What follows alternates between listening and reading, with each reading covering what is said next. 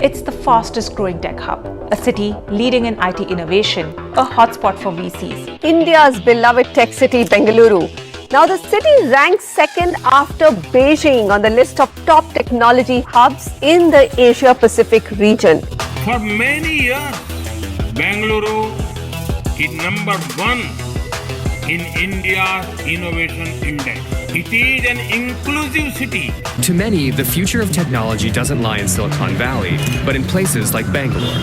Recent evidence suggests that this is already happening, as emerging economies like India's make up almost 60% of global GDP.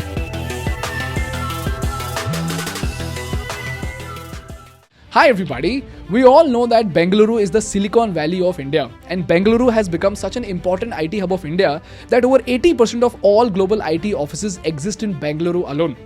And if you look at what Bengaluru has achieved in the past 20 years, it is absolutely crazy. In 1991-92, software exports were just 16 crore rupees from 13 companies employing less than 2,000 people. But fast forward to today, Bengaluru has over 1,400 IT firms, employs over 40 lakh people and delivers a software export worth 6.3 lakh crores. That is more than the GDP of Bihar, Orissa and a dozen other Indian states. And most importantly, it also makes up nearly 40% of the total IT exports of India. But if you notice something, Bengaluru is neither the financial capital of India nor is it a port city. So the question is, what the hell did Bengaluru do differently to become such an extraordinary IT hub of India? What were the government policies that turned Bengaluru into the most conducive startup city in India? And most importantly, what are the lessons that other states of India and we need to learn from this incredible rise of Bengaluru? This video is brought to you by Chat GPT plus Communication Masterclass course. People, if you are somebody who struggles to speak your ideas out in public, if you are somebody who lacks the confidence to speak in public, or if you are somebody who often mumbles while presenting your thoughts, I would highly recommend you to join our Communication Masterclass course. This course is a 6 weeks course whereby I will take you step by step from a beginner's level all the way up to a TEDx level presentation skill. The best part is that if you have any doubts, I will personally talk to you during our weekly live sessions to help you overcome every fear you have. Cherry on the cake, you will also get special access to the Chat GPT module whereby I will teach you how to use the secret prompts in Chat GPT for storytelling, for business research and even English speaking. This is why now it's Communication Masterclass plus Chat GPT course put together. So if you also want to master your art of communication and if you want to present your ideas in the most powerful manner possible, come join our Communication Masterclass course using the link below. And I will see you in the live session.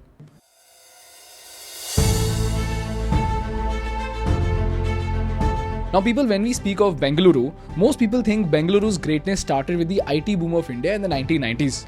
But you would be surprised to know that the actual seeds of Bengaluru's revolution were planted even before India's independence. So let's dive into some history and understand the story.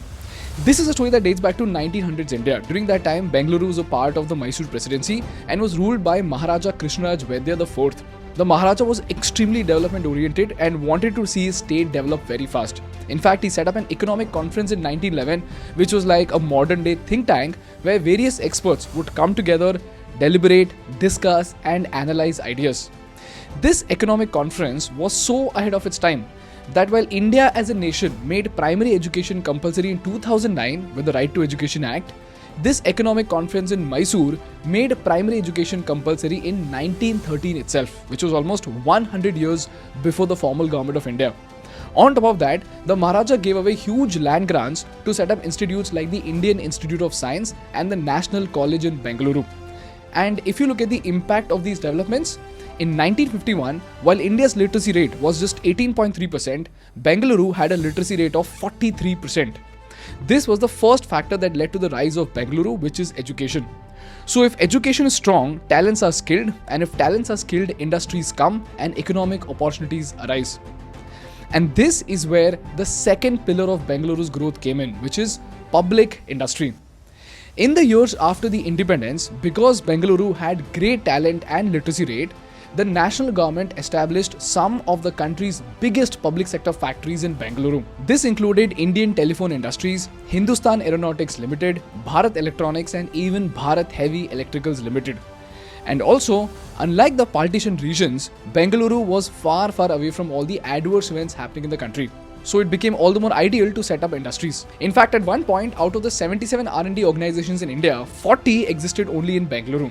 This also included the ISRO. This is the story of Bangalore until the 1970s, where the educational foundation attracted economic opportunities. And here's why, ladies and gentlemen, something crazy happened with the IT revolution of Bangalore. People, the 1970s was a very special decade in world history because this is where the offshoring trend started in the world. To tell you about it, if you see the trajectory of the US economy, after World War I and World War II, they made a ton of money, because of which US alone had 2/3 of the world's gold.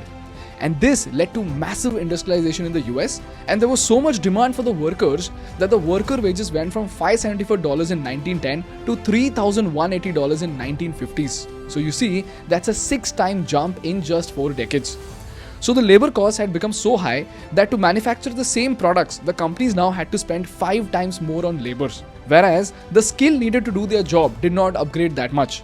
So for low-skilled work, the cost of production increased drastically.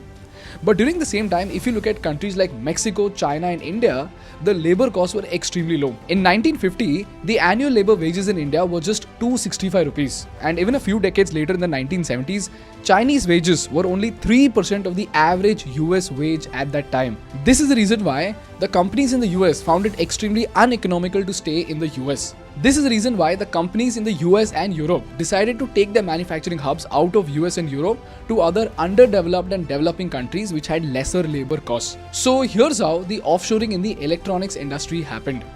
Let's say there is a phone manufacturing company like Apple that wants to actually offshore its operations because of high labor costs. So they would have 4 types of operations: design, manufacturing, assembly and sales. For design, the company might choose to locate its design team in Silicon Valley, California, where it could take advantage of a highly skilled workforce and get access to cutting-edge technology. But for manufacturing, the company might choose to establish its manufacturing operations in countries like China, where labor costs are lower than in the US.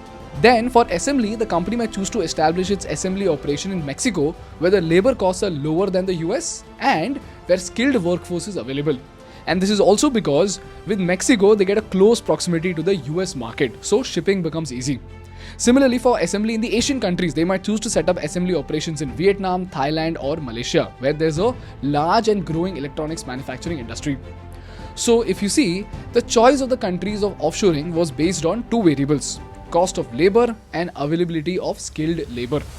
And just like a typical manufacturing industry, the rise of software started with something called microprocessors. It does the work of a room full of electrical circuits, yet it uses almost no energy and is smaller than your fingertip. It's called a chip. They're everywhere because they're useful, they're doing things. They're in little toys that kids play with, they're in dishwashers, they're in ovens, they're in calculators, obviously in computers and telephones. Chips are everywhere because they give machines the ability to perform repetitive mechanical tasks perfectly. In simple words, before the 1970s, the computers used to look something like this. They were big, heavy and did not have much capacity. But with microchips, they could become super small, compact and yet be super powerful. And soon enough, microchips began to be used in every single electronic device. This could be everything starting from TVs to your earphones to even your hair dryers. But the catch over here was that microprocessors needed a lot of coding skills to make them. And this is where, ladies and gentlemen, the software industry was born. Millions of computers all over the world are being joined together in networks. As the machines talk to each other, they are transforming the ways in which people interact, challenging the social institutions which have served us well for centuries. This machine will give one single British bank a computer capacity greater than all but a handful of the world's most developed nations. It's the electronic equivalent of many thousands of ledger clerks. Just about every area of our lives today has been touched by the silicon hand of the microprocessor. Computers keep us warm, they cook our food, they play our music, they protect us from harm. In so many ways, they're a better, faster us. Now this new thing called software needed skilled coders. But the problem was that although the demand for software was increasing at an annual rate of 12%, the number of software professionals in the world grew by only 4 to 5%. This meant with each passing year, the world was falling short of software developers. And while the software industry was booming in the West, here's where something amazing was happening in India. In the 1980s, Rajiv Gandhi's economic policies came up. खाली आर्थिक विकास के लिए नहीं, भारत के समाज को आगे बढ़ाने के लिए हमारी उम्मीद है कि इस योजना से भारत बहुत तरक्की करेगा। जितनी तरक्की आज तक भारत ने नहीं करी उतनी तरक्की हम कोशिश कर रहे हैं इन 5 साल में करने। Shri Rajiv Gandhi lowered income and corporate tax, reduced custom duties, simplified the licensing system and encouraged investors by removing government control on sectors such as computers and textiles. And these policies specifically recognized software as an industry and provided incentives for its development. This policy reduced custom duties on hardware from 135% to 60% and on software from 100 to 60%. So this made it easier for Indian companies to import and export software products. So just like electronics had manufacturing, design, assembly and sales, the software industry had software development, IT support, data analytics, quality assurance and software testing. And just like offshoring of manufacturing processes required skilled labor at low cost, the software industry required millions of skilled people with software skills and at a very low labor cost. So to address this issue, the government of Karnataka set up software technology parks, and these parks provided tax exemptions, high-speed satellite links, reliable electricity and other infrastructure that were required to the export-oriented software firms. This is how the government of Karnataka tried to become an opportunist by spotting the software revolution of the world. And to top it all off, liberalization happened in India in 1991. India is on the move again. We shall make the future happen. July 1991, India kicked off a series of reforms to unleash its economy from the stifling rigidity of the socialist era. Our markets were opened to the world, with ease of doing business being made paramount not just for foreign companies, but also Indian entrepreneurs. We got government off the backs of India's entrepreneurs. We introduced more competition. We created record number of jobs. We were able to control inflation, and the economy was growing at the rate of 7% per annum. And this is what, ladies and gentlemen, gave rise to the legendary companies like TCS, Wipro and Infosys. 25 साल पहले बाजार में एक ऐसी company आई जिसका IPO पूरी तरह subscribe भी नहीं हो पाया, लेकिन आज उसकी वैल्यू ऐसी है कि अगर उसके 100 शेयर आपके पास होते तो आज आप करोड़पति होते। हम बात कर रहे हैं इन्फोसिस की। There are a lot of things that TCS, Tata Consultancy Services, do, which has made them the largest IT sector company in India in terms of revenue. Last year, 2012, $10.2 billion. In fact, in terms of net worth, they're number 3 in the world. Some of the large wins that we've announced last quarter have been from the domestic IT space. It's a place where we are very strong, where we offer completely end-to-end IT outsourcing proposition to customers. And it's a place where we have a track record in terms of really continuously winning in terms of strong, large, impactful and innovative deals. And you know what? Even after liberalization, the Karnataka government was so bullish on the IT revolution that even though the taxes in Karnataka were the lowest at just 0.25%, the IT firms are still being given tax waivers on the purchase of computers and peripherals. And because of this extremely bullish approach of the government of Karnataka, Bangalore as a city had become such a conducive place to do business that by 2003, on an average, 6 MNCs were setting up their bases in Bangalore every single month. And by 2022, Bangaluru's total IT exports touched $65 billion. This is how Bangalore became the IT hub of India. And then, these software engineers went on to become entrepreneurs who built incredible companies like Flipkart, Cred and Zerodha. And if you think the government of Karnataka stopped here, you are wrong. Because this is where Bangalore started to walk on the footsteps of Israel to become the startup city of India. And for those who don't know, here's a glimpse of Israel, the iconic startup nation of the world. Israeli high-tech has made a mark on the global scene, far in excess of the country's size. Ynet has reported Tel Aviv is the world's #2 city for tech startups, behind only Silicon Valley in the United States. With privatization and liberal economics came foreign investment. Intel, Motorola, and many others moved in during the 1980s, paving the way for the tech economy. Now, if you remember from our Israel case study, the reason why Israel became the startup nation of the world is because the government of Israel implemented policies with 3 critical attributes.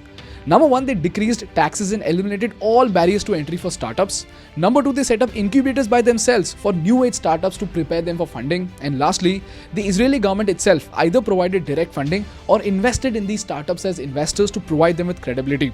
And guess what? Just like the Israeli government, the Karnataka government hit out a final masterstroke with the Karnataka Startup Policy in 2015 with a vision to stimulate the growth of 20,000 tech startups by 2020 and provide them with 2,000 crores in funding.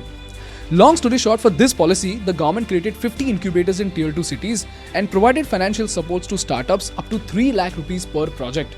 In addition to that, reimbursement of VAT and later GST was given for the first 3 years, and even the cost of filing a patent application was reimbursed to lower the barrier to entry of intellectual property registrations for these startups.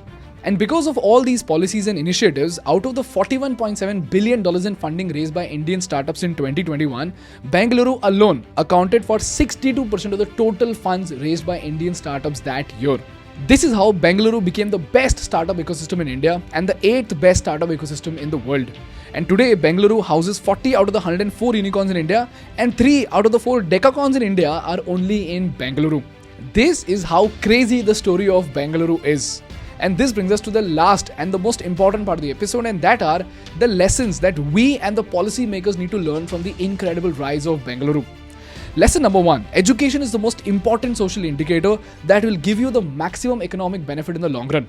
In this case, while the formal Indian government recognized the importance of compulsory education in 2009, it was a visionary like Maharaja Krishnaraja Vadiyar who laid the foundation with education, which attracted economic growth for Bangalore.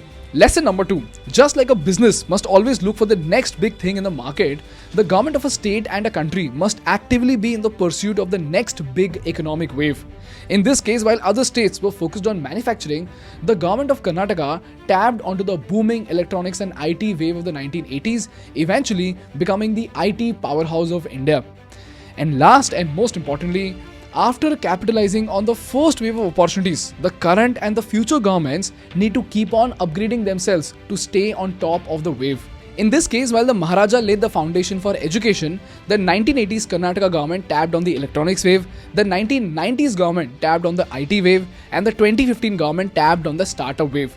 And even today, the government of Karnataka is as active as ever to turn its state into the most conducive state for startups. So the moral of the story over here is that it's not one leader, one visionary, but a consistent process of ideation, execution and evolution of economic and public policies that turned Bangalore into an iconic startup city of India. That's all from my side for today, guys. If you learned something valuable, please make sure to hit the like button in order to make YouTube Baba happy. And for more such insightful business and political case studies, please subscribe to our channel.